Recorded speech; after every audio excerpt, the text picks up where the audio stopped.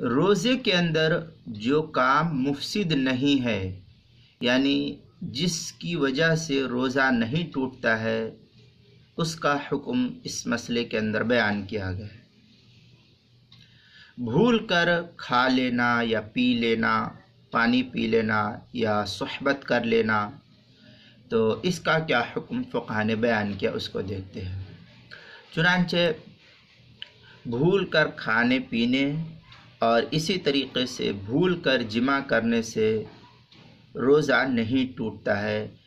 نبی پاک صلی اللہ علیہ وسلم کا فرمان ہے، قال رسول اللہ صلی اللہ علیہ وسلم من نسی وهو صائم فاکل او شرب فلیتم صومہ فانہ اطعمہ اللہ وسقاہ۔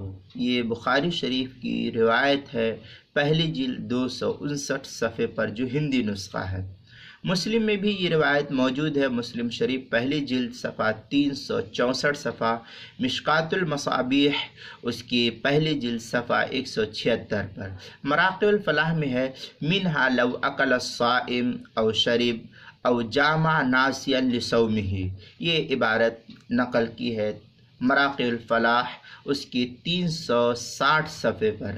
فتاوی ہندیہ کی پہلی جلد صفحہ 202 اور تاتار خانیہ اس کی تیسری جلد 375 صفحہ، فتاوی شام جو زکریہ بک ڈپو دیوبند کا ہندی نسخہ ہے اس کی تیسری جلد صفحہ 365، البحر الرائق اس کی دوسری جلد صفحہ 271، کتاب المسائل اس کی دوسری جلد صفحہ 153 پر بھی اس مسئلے کو نقل کیا گیا ہے۔